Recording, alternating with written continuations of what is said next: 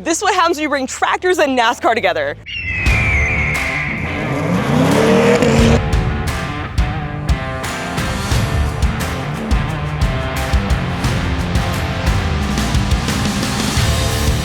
We've arrived at the Iowa Corn 350 with none other than John Deere. And today we have a huge packed day ahead of us, but we are here at the Iowa Motor Speedway. Speedway, we're getting ride-alongs from Austin Dillon, one of the NASCAR drivers, in Corvettes. How does a track like Iowa compare to others on the schedule? Is there any specific prep that is specific to the Iowa Speedway, Motor Speedway? Yeah, I don't think there's a track like this one in our circuit. You know, a lot of people compare it to Richmond, but Richmond's a lot different. It's one of the fastest short tracks we go to. They call it the fastest short track on the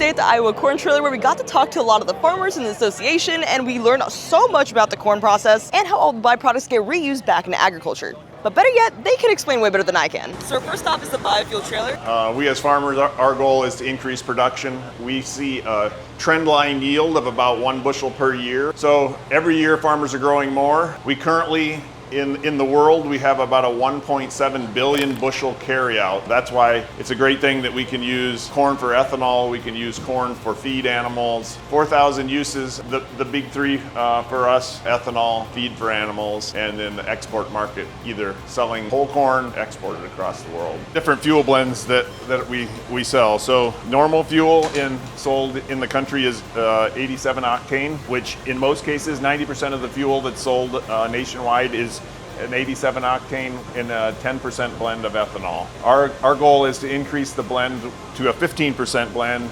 and we can get to 88 octane, add 5% more ethanol, so 15% ethanol and 85% gasoline. At an E10 versus an E15, we see a 10 to 15 cents per gallon savings. We need flex fuel vehicles to be able to burn E85. We've been lobbying. Part of the goal of Iowa Corn Growers Association is to advocate with the legislature for things like flex fuel vehicles, for like nationwide year-round E15. Unfortunately, we have to have waivers to be able to sell E15 in the summer months. We are advocating to get that year-round nationwide. When these haulers leave the shop, they're fully loaded down this hallway. So there's really no room to walk. Nobody rides in here. We've got fuel cans, we've got carts, but everything has its specific spot. Everything gets locked down, obviously, so that when they're on the road, everything stays safe. And then the coolest part, the car's not up there, but this is where the car does live, does travel, does ride. So if that car's not strapped down, then it's a bad day. So we just got to tour the race trailer, which was absolutely incredible. Got to see the tools as well as where the car gets seated when it's being stored. Now we're at the NASCAR experience, where we get to hear Austin Dillon talk more about bioethanol. Now we have a ton to learn. We get to see the bioethanol being used in motorsports because yes, NASCAR does run on E15. So while today we get to see the backstage of NASCAR race, we get to talk to some farmers. Tomorrow we have an exciting day ahead of us. We get to see the backstage operations of a corn farm and see how ethanol is going to be produced. So without further ado, let's get to racing. So we're taking a slight detour. We're going to take a pit stop at the suites.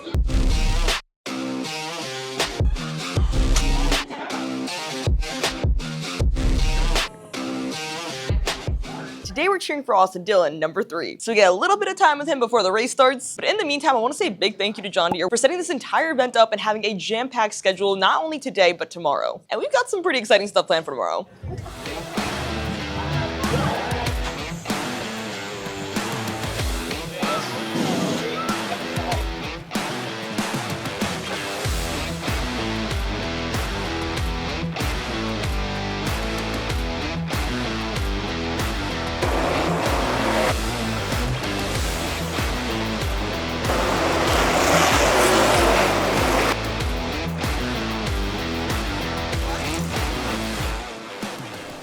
here at the John Deere test farm, we're going to be able to drive not only the tractors, but also the combines. We're actually going to start off with the combines first. We're going to get a quick rundown of the operations center as well. So come with me in Day of a Farmer. So we're starting off with the combine first. This is the X9. New's going to be driving the Picker? 8RX. The 8RX. Okay, I don't know who trusts me with this kind of machinery, but I'm down. Let's do this. So we're going to be able to actually I'm going to be, okay. Cool.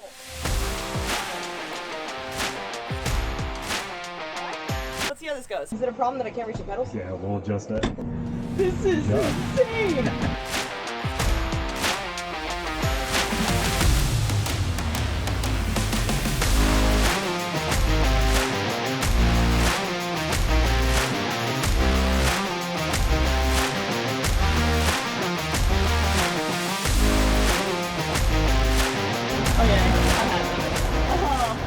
That was so cool. Is we'll just take it out of the park and put it right here and forward. Okay, Florida! You see how what I meant by Oh, Yeah. that's yeah, it's it feels different, like a crab walk. right? It's different, isn't it? This is awesome. I really feel the horsepower. Yeah. We have a GPS receiver in the roof. We have telecommunications, so we have a JD Link system.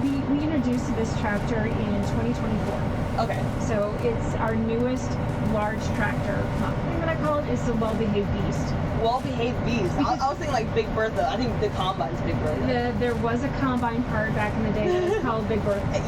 This is driving significantly smoother than my truck. Then again, this is a hydraulic system, so you don't feel the bumps regardless. So you do have nice active seat technology and things like that because Does it have cooling seats? this one I believe But does. there's ones that do. And massage too. And massage? And massage. That's incredible. But You can't do donuts in these, can you? not really. Wait till she kind of slows down and then put her in the park. All right, we're leaving the facility. We've driven 3 different tractors and a combine. I have been trusted with so many heavy machinery, and honestly, I'm convinced at this point that I want to at one point own a farm. So maybe Jeremy Clarkson was onto something because this is fun. And I didn't realize how nice these tractors were. Some of them had radios, cooling seats. What else? I'm missing a few. AC, which is literally, I don't even have AC in my own car, so that's a perk. Traction control, you can do auto tracks from the North Pole to the South Pole. Some of them even have massage chairs. That's insane. I didn't know how high tech these tractors were. So we're now gonna head over to a different farm. So hopefully I got enough footage for y'all. Hopefully I answer some of y'all questions. Let's go see what we're gonna check out at the next farm.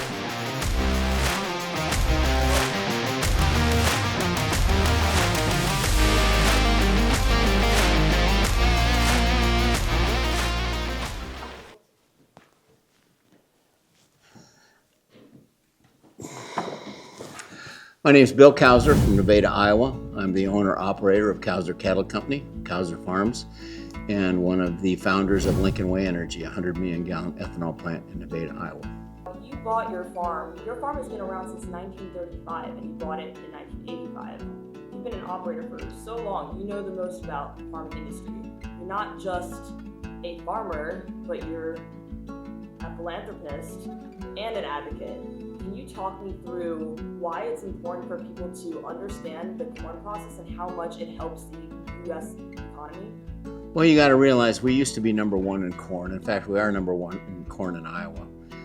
When we look at what corn does for this country and for this world, it feeds people. It feeds animals, it makes fuel. When we look at the fuel side of it, it's part of the solution when it comes to cleaning up the atmosphere. When we look at animal feeds, it's the best product known to feed to animals. And when we look at the food grade side of corn, why so many people use that portion for food too. But when you look at corn, it's a way that we've been able to, through the decades, raise yield. In other words, when I first started farming, I would get 100 bushel to the acre. Last year, my son is pushing close to 300 bushels an acre. So it's very important for us to look forward on how do we utilize these bushels, because we're going to continue to increase the yields, and how do we maintain a price out there so that we can afford to be able to continue to farm and to put that crop in. I think the other thing, the advocacy that a few of us has taken hold of, is we've been in this farming practice for decades. And when we look at policy, whether it's local, it's the Washington, D.C., or it's around the world. It's very important that we as farmers have our story, we tell our story, as you are here today hearing a story from a farmer and not from a politician or not from a paid lobbyist. And there seems to be more meaning to that when you can come out, you can touch it, you can feel it. And I think the reason that some of us have really gotten involved in this because we have sons and daughters that are coming back. And when I look at that farm that my great-grandfather had settled after the turn of the century, how do I make sure that my son can carry on and take that farm to the next level, to the next dream of technology that's going on, whether it's AI, whether it's drones or whatever, and how will his sons have the opportunity in 20 or 30 years to be able to continue that legacy? When we look around the world, there's fewer and fewer farmers farming today because personalities and characters have changed. You know, a lot of young people today, they like their weekends, they like to work the 8 to 5 job, and then that's it. When you look at agriculture and the roads that we have chosen, I can truly say I've never had a job in my life. I've had a passion, and that's the way my great-grandfather was, my grandfather, my dad, and now my son feels the same way. It's not an 8 to 5 job. So when I look at the future, it's just so important that we as farmers today have a seat at the table, whether it's at a state level, a national level, or a world level, to make sure that policymakers and leaders around the world understand how farming really works. And unless we get them out on a one-on-one conversation where you touch it, you smell it, and you feel it, it's very hard to sit in a classroom, watch a movie. As we saw some young ladies today get licked by a cow for the first time in their life, it's a feeling that it's amazing. To smell what that feedlot smells like, to come to an ethanol plant and smell what real ethanol alcohol smells like in its raw form. We've touched their lives today because now they know exactly what goes on here.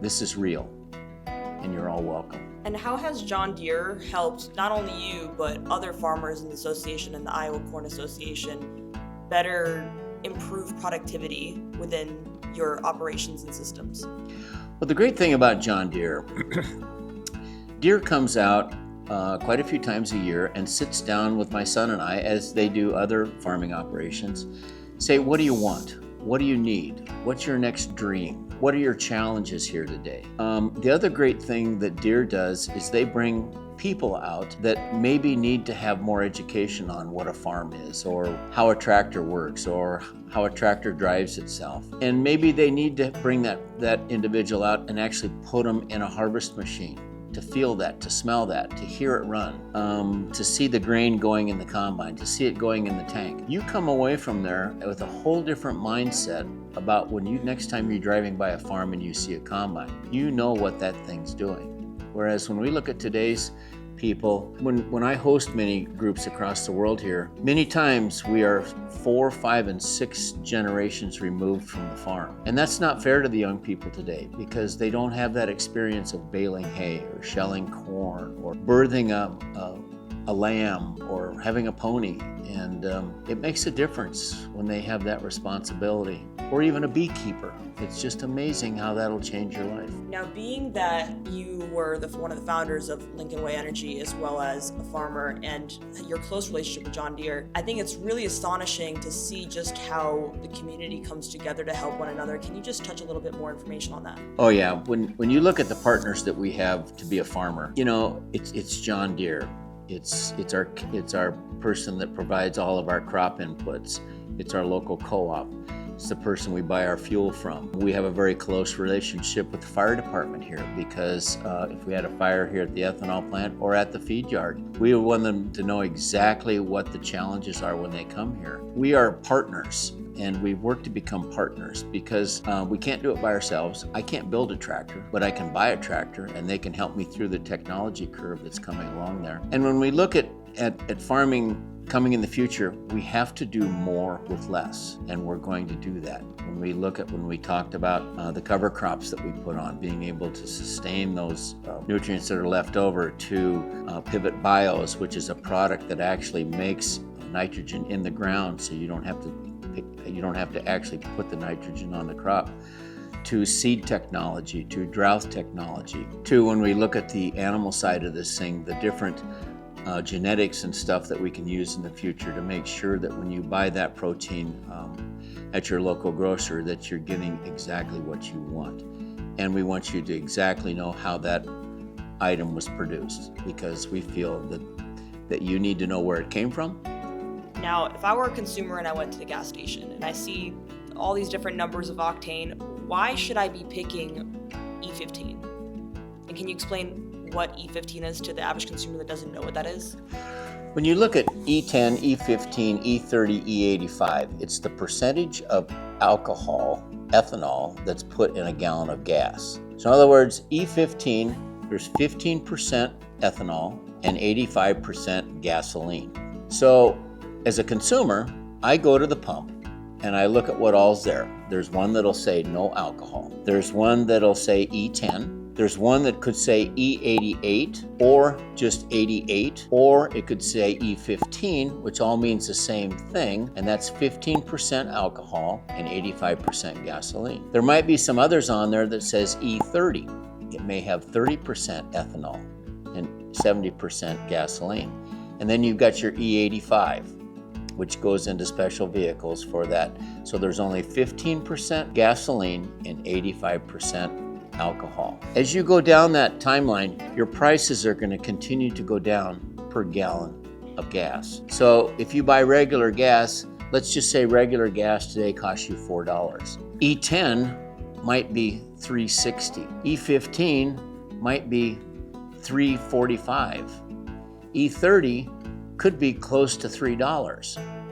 So as a consumer, it's really your choice. Is there propaganda out there that has tried to tarnish ethanol production? Of course there is. But in today's world and today's vehicles, I can assure you that these blends will work in your cars. And it's up to the consumer. And also, we're a part of the solution when it comes to climate. The more ethanol in there, the cleaner your tailpipe's going to be. Corn is king. I can't imagine a more beautiful thing. It's corn! Grab an ear, peel it back, walk in there a little ways, and you'll see how tall it is. You just start walking, girl. Say less. I can go in here for miles. See this? Take this and split it in half, and then you peel. That's called a shucker. See, look at that. That's so fun. Can I grab it by the corn? Oh yeah. Look at that. Then the silks. You take a big bite. Oh, you don't eat this. You don't eat this stuff. Well, a lot of it is sunlight. So he'll plant different populations as the rows go out because of the sunlight. And that's the other reason when people... Bruh. So we've now arrived at Lincoln Way Energy, which is the ethanol plant. So we're going to show you the behind the scenes of how corn becomes ethanol, which essentially gets rerouted back into your car. So for all my flex fuel users, this one's for you. Staff wing, you'll see all kinds of different projects going on because we never stop here. 100 million gallons a year is our goal. Here, Lincoln Way sponsors this for the Iowa dirt tracks. 90% ethanol burnt in this bad boy right here.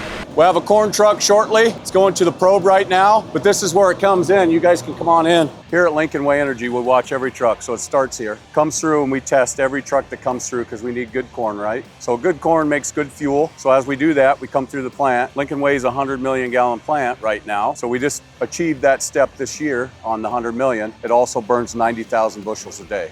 So quality's number one here, farmer relationships number one here. And as we walk into the plant there, that's when we start our grind process. So when you grind it, then you start your good corn mash.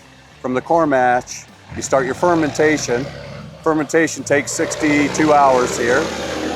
And then from the fermentation process, we extract the alcohol out of the corn mash. So from there, after we grind, we start the fermentation process, which is about 62 hours. And then after that, we drop the ferm. And that's where we start the extraction of the ethanol, right? So we take the ethanol out, we extract it by temperature. So once we pull that out, then it just drops the corn mash over to the dryers. We dry it for dried distiller grains for cattle feed.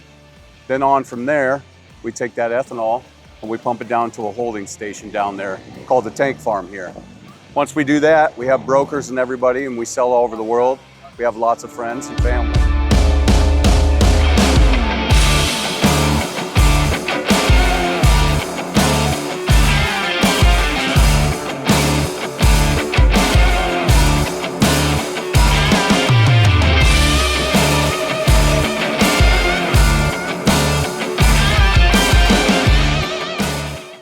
This one is 200 proof right here.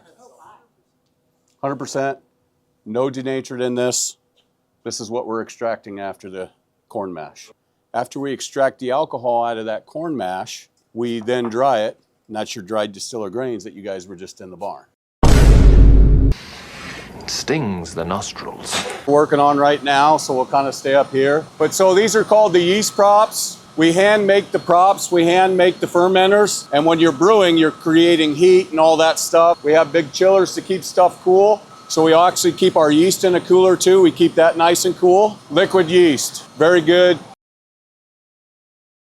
This stuff helps us with our high yields, a lot less fuse oils, very good yeast right here. So these big vessels right here, they're called fermenters. They're 730,000 gallons a piece. So if you guys come down here, well, right there's your fermenter. There's 6 of them on site. Right here, you can smell this one. This is actually a brewing process going on right now. You can see the corn oil in it. You can smell the CO2. You can smell the alcohol. And the mash right here, this is live. You guys seen the flour? We add the yeast. And this is where we're brewing the process. Once we drop them firms, we bring it out to our distillation area. It's nothing but a 10x size of a Jack Daniel's plant. So right here, it's all going through here. It's getting extracted right now. We come over and look in the glasses here. Distilling 100 million gallons a year annual right here. So you can see it in the sight glasses right there. Turning that alcohol into vapor and extracting it from the corn mash right now. Turning it into vapor and extracting it out of that corn mash right there. This is the process where we're extracting that alcohol, right? And you guys smelt the final product in the lab. You guys remember the building where it was dry distiller grains?